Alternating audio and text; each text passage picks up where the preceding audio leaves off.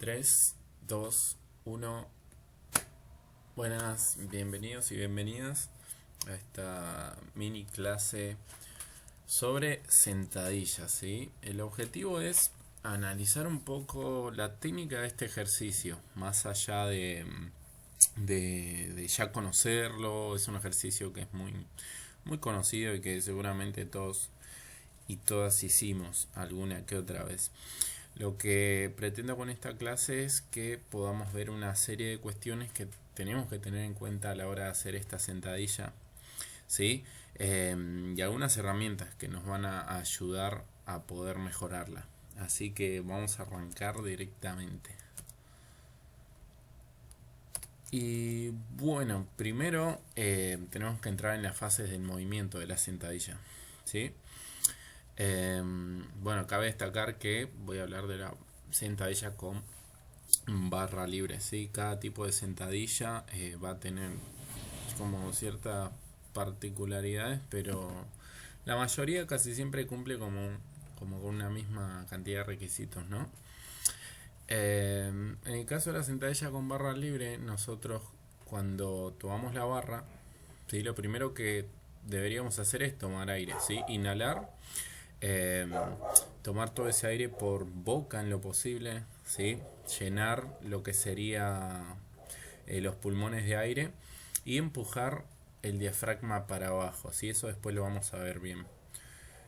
Desde ese momento vamos a iniciar con una ligera flexión de cadera, ¿sí? Como un quiebre de cadera, por así decirlo. Esto lo que nos va a permitir es más que nada acomodar el peso del cuerpo sobre la pelvis, ¿sí? Sobre la pelvis, básicamente. Bien, y una vez que nosotros tenemos acomodado ese peso, esa carga sobre la pelvis, nos va a permitir que el movimiento salga mucho mejor, ¿sí? Mucho más cómodo, mucho más eficiente. Bien, el foco atencional, o sea, ¿a qué le prestamos atención cuando nosotros vamos a subir en la sentadilla? Es básicamente a empujar con los pies contra el suelo, ¿sí? Es como si quisiéramos saltar. Obviamente no vamos a saltar, pero esa idea, este foco de tener en mente que nosotros empujamos el suelo, nos va a ayudar a generar lo que sería una extensión de rodilla y una extensión de cadera. Bien. Y en el momento que nosotros terminamos de subir es cuando nosotros vamos a largar el aire, ¿sí? Cuando exhalamos. Y después se repite el proceso nuevamente. Bueno, vamos con lo que sería el setup, ¿sí? La colocación. Cuando nosotros tomamos la barra tenemos dos opciones, ¿sí? Estas dos opciones son tener la barra apoyada sobre los trapecios, que esta sería la posición de barra alta, y la posición de barra baja, que sería la altura de los deltoides posteriores, ¿sí? Fíjense que dependiendo de la colocación de la barra también va a interferir en lo que sería la cinemática, ¿sí? O sea, cómo se comportan los distintos segmentos cuando nosotros empezamos a bajar en la sentadilla. Cuando usamos una barra alta, por lo general deberíamos tener el torso un poco más perpendicular, ¿sí? Obviamente se va a inclinar, pero la tendencia no es a una inclinación tan excesiva como sería la sentadilla con barra baja. Y además que esto depende mucho de los niveles de movilidad de hombro, básicamente, ¿sí? Si no tenemos una buena movilidad de hombro, entonces por ahí ni siquiera conviene pensar en hacer una sentadilla barra baja. Sí que es una buena estrategia para levantar más peso, ¿sí? Para levantar más carga, porque fíjense que la flexión de cadera es más grande, ¿sí? Si la flexión de cadera es más grande, significa que el glúteo tiene mucha más capacidad de hacer fuerza, ¿sí? El glúteo va a ser siempre más fuerte que el cuádriceps. Y en el caso de la barra alta, el peso es como que va a estar repartido. Va a estar repartido entre los dominantes de rodilla, que serían los cuádriceps, y los dominantes de cadera, que serían los glúteos, que son extensores de cadera.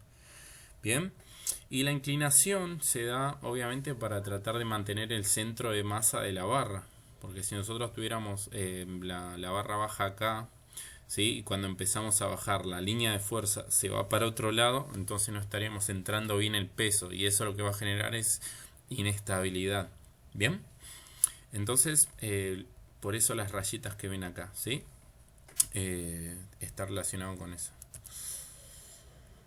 Bueno, una vez que encontramos ese setup, ese acomodo de la barra alta o barra baja, ¿sí? Desde ya les recomiendo que por lo general arranquen con la barra alta, que va a ser mucho más cómodo. Bien.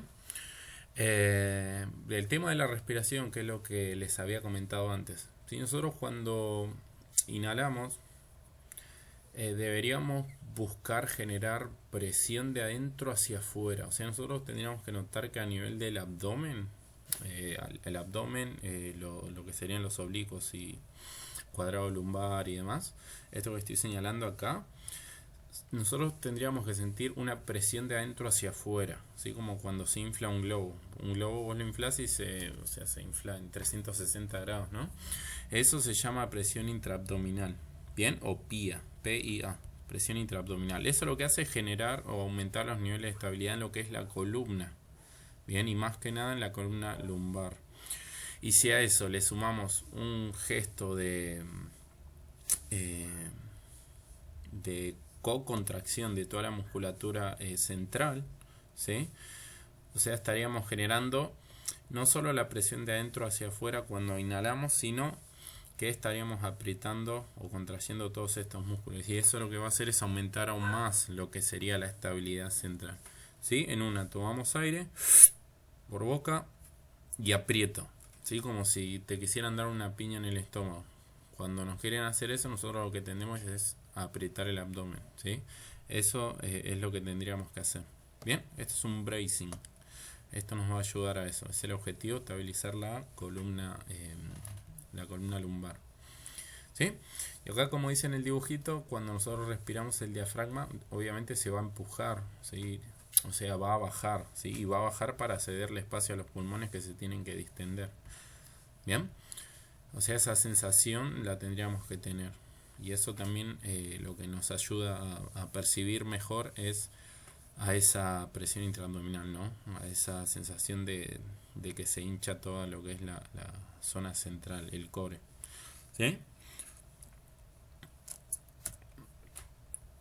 Bien, respecto a lo que son los pies y las caderas, lo que tendríamos que buscar es un gesto de atornillar el suelo hacia afuera, ¿sí? Como si quisiéramos romper el suelo. Eso lo que va a hacer es generar una rotación externa del fémur, ¿sí? Y eso lo que va a provocar es que se mejore mucho más la activación de los estabilizadores de cadera. Bien, y eso a su vez nos va a permitir dos cosas. Si se genera una rotación de cadera, lo que está pasando a nivel de los huesos es que el fémur está girando hacia afuera respecto a la cadera, ¿sí? O sea, al orificio donde va donde se inserta la cabeza del fémur, es el acetábulo de la cadera. Nosotros giramos y eso lo que nos va a ayudar es a generar un poco más de espacio intraarticular, y a su vez nos va a ayudar a mejorar lo que sería la firmeza y la movilidad de esa articulación. Bien. Y en lo que respecta al pie, lo que nos va a ayudar es a que no se venza largo, ¿sí? A que el pie no entre en pronación, sino lo contrario, sería una activación. Bien. Y la distancia de los pies acá, de por sí es una distancia que les resulte cómodo, ¿sí? Por lo general es el ancho de hombro, por lo general. Pero si por cuestiones anatómicas, si tenés el fémur más largo, si tenés poca dorsiflexión, por ahí va a convenir usar una separación un poco más amplia. ¿Bien? Bueno, cuestión. Esto es una imagen de dos autores, ¿sí? De Michael Boyle y de Gray Cook, que son los autores que plantean el continuo de movilidad-estabilidad, que básicamente nos dice que si nosotros analizamos de abajo hacia arriba, ¿sí? Todas las estructuras, todas las articulaciones y demás van a tener una cierta tendencia, ¿sí? Esa tendencia, por ejemplo, la vemos reflejada en lo que sería este esqueleto. Y si vamos de abajo para arriba, lo que vamos a ver, acá falta lo que sería el arco plantar. Pero siempre el continuo va a ser así: estabilidad, movilidad, estabilidad, movilidad, estabilidad, movilidad, estabilidad. Entonces, si nosotros agarramos lo que sería la planta del pie,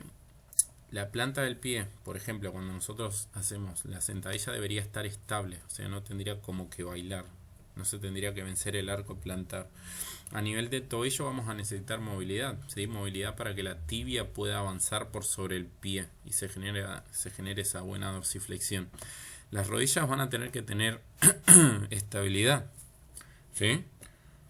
Si las rodillas no están estables, van a tender a cerrarse. Por lo general, esa es la tendencia, a cerrarse, ¿sí? Por eso necesitan estar estables. La cadera van a necesitar cierto grado de movilidad. Sí, la columna lumbar, o ahí donde estaría la musculatura del core, tiene que tender a la estabilidad, ¿sí?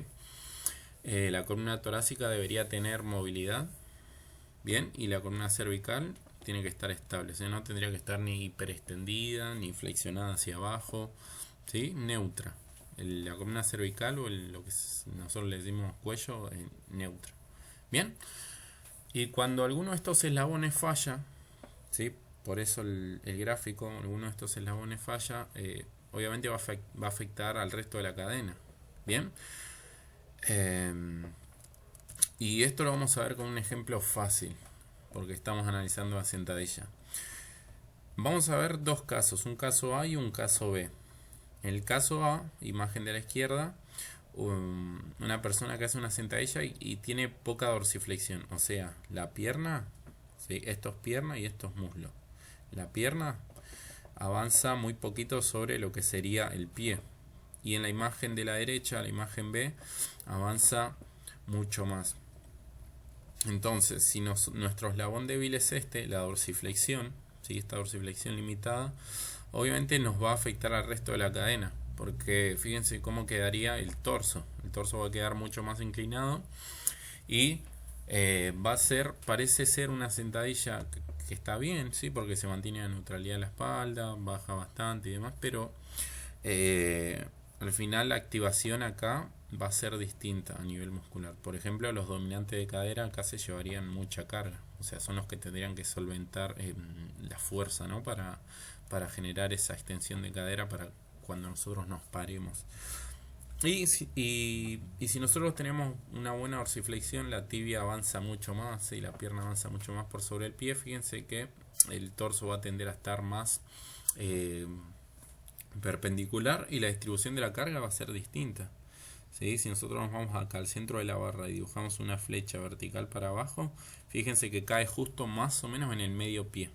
Esa sería la dirección de la fuerza de la barra, ¿no? Y esto nos va a favorecer a que haya una participación bastante similar, tanto en los dominantes de rodilla, que serían los cuádriceps, los que ahora están elongados y para nosotros subirnos se van a tener que extender, y va a estar bastante repartida con los extensores de cadera. Bien, entonces fíjense cómo un eslabón débil puede afectar al resto de la cadena. A eso hace referencia también el continuo de movilidad-estabilidad. Por lo general el problema casi siempre viene por falta de dorsiflexión, ¿sí? De esa capacidad de poder avanzar la tibia por sobre lo que sería el pie. Un test muy fácil para que lo puedan aprender, para que se pueda aplicar fácil, es ponerse a 10 centímetros respecto a una pared, ¿sí? O más o menos la distancia del puño cerrado, y sin despegar el pie que está delante en ningún momento, tendríamos que poder avanzar y tocar la pared sin problemas, ¿sí? Si nosotros no llegamos, significa que el test nos dio positivo y que nosotros tendríamos una limitación en la dorsiflexión. Si el test nos da negativo y la rodilla toca la pared, significa que tenemos unos buenos niveles de dorsiflexión. Una buena manera simple, ¿sí? De poder favorecer a la mejora de la dorsiflexión es meter este tipo de ejercicios que les puse abajo dentro de lo que es la entrada en calor, ¿sí? Una propuesta de autotratamiento a nivel miofacial en la planta del pie y manipulación de tejidos blandos. Eso se hace generando presión con un elemento, por ejemplo una pelotita, ¿sí? La pasaríamos sobre todo el pie, y en los puntos donde notemos cierto dolor, que es un poco como más grande, nos quedamos ahí, generamos cierta presión y nos quedamos unos 30 segundos. Si nosotros sentimos que se va aliviando, seguimos con las pasadas, seguimos pasando toda la pelotita por sobre toda la superficie de la planta del pie, ¿sí? Con foam roller, si tienen foam roller, pueden aplicar también los masajes en lo que serían los tibiales anteriores, ¿sí? Que es una zona que también por lo general está muy cargada, puede llegar a generar restricciones, no es que que sí seguro las va a generar, ¿no? Pero es una buena estrategia también, ¿sí? Y también, acá no lo puse en la imagen, pero usar el foam roller en lo que sería los gemelos también, ¿sí? Los gemelos, aunque el hecho de pasarlo por sobre el pie ya va a afectar a toda la cadena posterior y nos va a favorecer a mejorar la movilidad. Bien, por eso entro en la entrada en calor, porque el objetivo es mejorar esa movilidad antes de hacer la sentadilla o cualquier trabajo que sea dominante de rodilla y de cadera, ¿sí? Por ejemplo, una estocada, una subida al banco o al cajón, una sentadilla en máquina Smith, una sentadilla en multipower, en una sentadilla hack, cualquiera. Y el mismo test es un buen ejercicio de dorsiflexión también para entrar en calor, ¿sí? Así que se puede aplicar de esta forma. Acá les puse un protocolo fácil, ¿sí? Para lo que es la pelotita del foam roller, 2 a 3 pasadas, ¿sí? 3 repeticiones serían, 3 series, perdón, 2 a 3 series, entre unos 60 a 90 segundos de aplicación, ¿sí? Y el ejercicio de dorsiflexión dinámica se podría hacer unas 2 a 3 series entre 8 y 12 movimientos controlados, ¿sí? No es para hacer a los apurones, sino bien controlado. Notar que la planta del pie esté bien apoyada, sentir que cuando la rodilla avanza por sobre el pie que se va estirando, todo lo que sería el sóleo, todo lo que sería el tendón de Aquiles, ¿sí? Otra propuesta sí puede ser usar la distracción o centrado articular. Esto se puede hacer con ayuda de una banda elástica. En el caso de cuando se busca la mejora de la dorsiflexión, deberíamos colocar sobre el astrágalo, ¿sí? El hueso que está por encima del calcáneo es el astrágalo. Ahí debería estar la banda anclada, ¿sí? Ahí. Bien, esto les puse como referencia. Y lo que haríamos es lo mismo, ¿sí? Esto lo podemos hacer en el piso. De por sí es conveniente una superficie elevada para que cuando nosotros anclemos la banda nos tire en una dirección diagonal hacia abajo, ¿no? Como lo estamos viendo acá en la imagen. Es muy ligero, pero se llega a presión lineal hacia abajo. Y lo que hacemos es lo mismo. O sea, mantenemos ahí estático lo que sería el tobillo, gracias a sujetar el astrágalo, ¿sí? Y desde ahí avanzamos la rodilla por sobre el pie. Bien, y el protocolo es similar. Unas 2 a 3 series, 8 o 12 movimientos controlados. Bueno, acá uno de los eslabones débiles puede ser el arco plantar, ¿sí? Si uno tiene pie plano, por lo general ese pie va a tender a la pronación, o que ese arco se venza hacia adentro. Entonces, unos ejercicios por ahí interesantes después de hacer el tema de los masajes y la movilidad es hacer ejercicio, por ejemplo, como este que se llama short foot. Lo que hay que hacer básicamente es como si quisiéramos arrugar el suelo, ¿sí? O con una toalla ponemos el pie encima y la arrugamos. Eso lo que va a hacer es activar el arco plantar. Bien. Una vez que se activa el arco plantar, nosotros tenemos una mejor estabilidad en ese pie. ¿Sí? Si nos vamos atrás, nos acordamos del continuo movilidad-estabilidad, la planta del pie requiere niveles de estabilidad. Si la planta del pie está más estable, va a tener menos tendencia a que ese arco plantar se venza y va a mejorar la estabilidad a la hora de ejecutar el movimiento. Bien, sencillo para entrar en calor, 2 series, ¿sí? Va a ser más que suficiente, 10 repeticiones. Estas repes son aproximadas, ¿sí? Pueden ser 8, 12, 15. Manteniendo el arco plantar, o sea, generar ese arco durante unos 10-15 segundos. Y eso repetimos 10 veces y eso repetimos 2 series. Bien. Y acá la imagen del trípode plantar lo que les quiero explicar es que cuando nosotros buscamos realizamos, mejor dicho, ejercicios de sentadilla estocada, sentadilla búlgara, subidas al banco, cualquier tipo de ejercicio en donde nosotros requeramos tener un apoyo del pie sobre el suelo o cajón o lo que sea, cualquier superficie estable, tenemos que tener estos 3 puntos de apoyo, ¿sí? En el punto número 1 encontraríamos el calcaño, en el punto número 2 la cabeza del primer metatarsiano a la altura del dedo gordo y a la altura del dedo chiquito, del dedo más pequeño del pie, sería el apoyo sobre el quinto metatarsiano. Eso es lo que se conoce como tipo de plantar, ¿sí? Nosotros deberíamos tener el peso sobre esos 3 puntos cuando hacemos una sentadilla. Otro error común es la tendencia al valgo, ¿sí? Al valgo dinámico. Esto es un valgo dinámico de rodilla. Fíjense que esto puede venir por varias cosas, ¿sí? Puede ser porque el arco plantar se vence para adentro, entonces yo no lo activo y eso me arrastra toda la cadena de la pierna. Entonces me tira la rodilla para adentro, entra en valgo, la cadera entra en rotación interna y obviamente la capacidad de aplicar fuerza se va a ver disminuida, incluso puede que aumente el riesgo de lesión y estrés a nivel articular. Entonces, lo que vamos a buscar es buscar cuál es el punto. ¿Cuál es el punto? A ver, puede ser que sea el arco plantar, ¿sí? Genial. Bueno, ese arco plantar,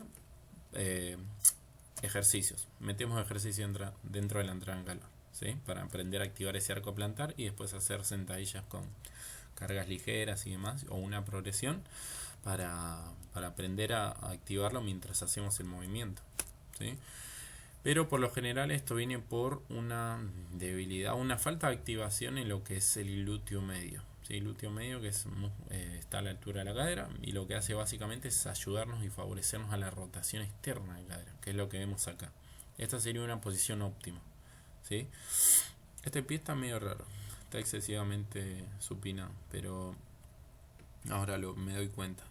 Pero sería dentro de más o menos un ideal sería esto, ¿sí?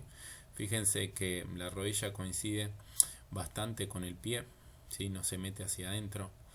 El glúteo medio seguramente está activado porque si no las rodillas no se estarían abriendo así, ¿sí? Y este serían si nosotros vemos de frente, la ejecución correcta cuando estamos abajo.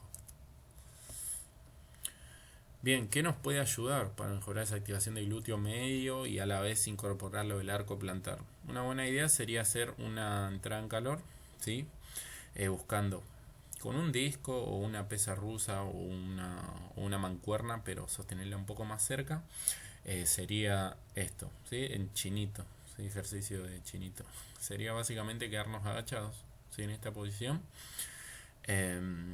Intentando obviamente mantener ese arco plantar, que las rodillas estén hacia afuera, que ese glúteo medio esté activado y mantenerlo, ¿sí? Unas 8 o 10 repes, 2 a 3 series, viene bastante bien, ¿sí? No hay que fatigarnos demasiado. Y la otra es directamente para el glúteo medio, ¿sí? Glúteo medio y mayor, porque el glúteo mayor también va a estar involucrado en la rotación externa de cadera. ¿Sí? Acá hay dos ejercicios que son simples. Uno serían las abducciones, o sea, separar ambas piernas entre sí con una mini band, ¿sí? Y notar cómo se activa lo que sería el glúteo medio y mayor. Y las planchas, ¿sí? Los clamshell con plancha, ¿sí? Lo que hacemos es arrancar desde una posición con muslos apoyados, rodilla apoyada, antebrazo apoyado, así que la típica posición inicial de plancha, y desde ahí empujar activamente con la rodilla al suelo, mantener obviamente antebrazo apoyado y a la vez que empujamos con esta rodilla al suelo extendemos la cadera, o sea vamos a empujar la pelvis hacia adelante. Eso nos va a ayudar a favorecer la activación de lo que sería ese glúteo medio. Bueno, Info Plus, tipo de calzado. ¿Qué zapatilla conviene? ¿Conviene hacer descalzo? ¿Usar la zapatilla de running? ¿Unas Converse? ¿Las de CrossFit? ¿Las de halterofilia con taco? ¿Las minimalistas? Bueno, y acá les di 3 ejemplos. Descalzo, con una rampa, descalzo o con zapatilla de halterofilia. De por sí hay estudios que muestran que en la cinemática de lo que es el tobillo, la rodilla, la cadera y el torso, no hay diferencias significativas entre hacerlo descalzo, entre hacerlo con calzado halterofilia o hacerlo con una rampa. ¿Sí? Entonces nos puede venir bien el calzado halterofilia, el calzado minimalista, el calzado plano de Converse, por ejemplo, el de CrossFit o sin calzado. Yo actualmente estoy usando este, ¿sí? Minimalista. Pasa el minimalista, a diferencia de los otros planos, por ejemplo las Converse, es que podés tener una separación de dedos mucho mayor, entonces eso te va a favorecer de cierto modo a la estabilidad del pie. Si no, descalzo, ¿sí? Si no te da vergüenza, te pones descalzo y ya está.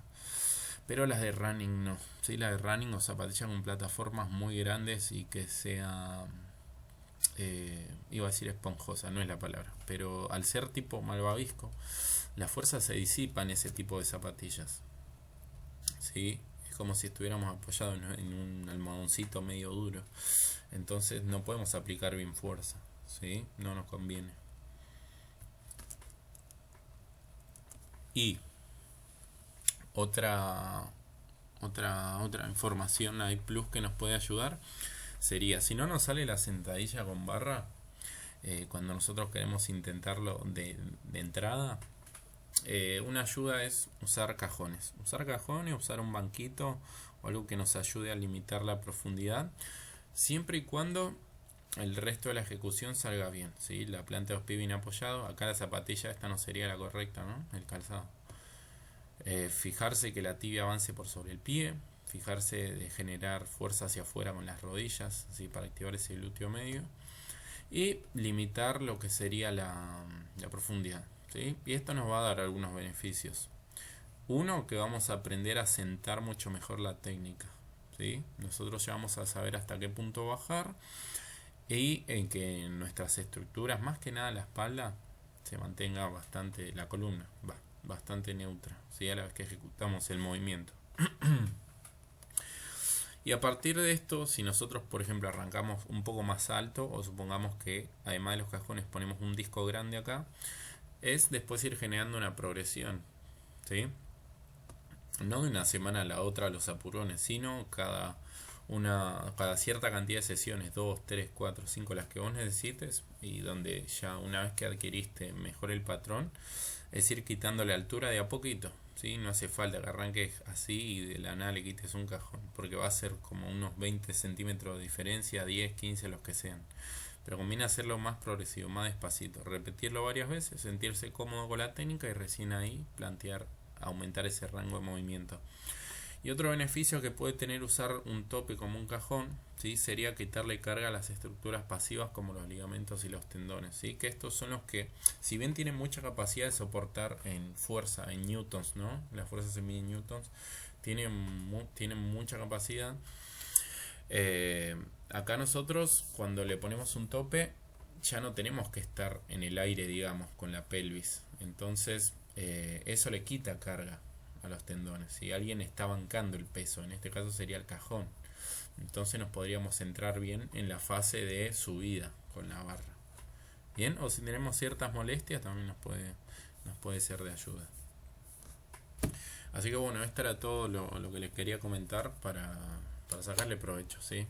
Esa era la idea, sacarle provecho, y cualquier duda me la hacen llegar, me consultan y saben que yo siempre ando respondiendo. Así que espero que les sirva y le podamos sacar provecho.